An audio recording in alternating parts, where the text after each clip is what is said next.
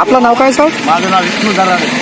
हे कशाचं मंदिर आहे? हे वैद्यनाथ मंदिर आहे. याची वैशिष्ट्य काय? हे 12 ज्योतिर्लिंगापैकी एक ज्योतिर्लिंग आहे आणि इथं प्रभू वैद्यनाथ पार्वतीसह राहते. असं एकच असं ठिकाण आहे तिथं पार्वती आहे. अच्छा.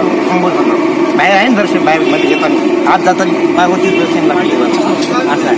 आणि तिथं आईची आणि इथं ही त्या ह्या मंदिराचा उद्धार अहिल्याबाई होळकरने याने केला. बाहेर पुतळा आहे अहिल्याबाईचा, बाहेर पिवळा याच्यामध्ये आहे. इथं म्हणजे वैद्यनाथ म्हणजे पूर्ण रोगावर इलाज, वैद्य म्हणजे वैद्य.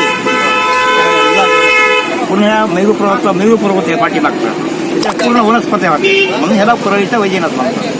आणि इथे एक गारगुट आहे भिंतीवर दर्शन घेताना उजव्या हाताला. ती गारगुट अशी आखी आहे की गारगुट जर निघाली तर पूर्ण परळी पाण्याखाली जाईल. मग ते गारगुटीला कोणी हात लावित नाही काय आहे माहिती मला माहिती.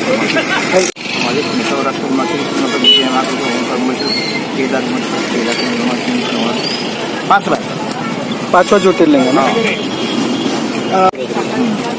रोज असं लोक येतात दर सोमवारी असा करायला दिसणार सोमवारी आणि एका सोमवारला. रविवार आहे ना?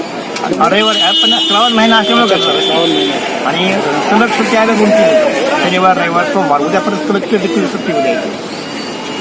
त्यामुळे गरज आहे शाळेची जास्ती बाहेर गावची त्यामुळं याचा ट्रस्ट असेल. ट्रस्ट आहे वैद्यनाथ ट्रस्ट. देवळ कमिटीचे राजेश देशमुख ट्रस्टी कोण आहे?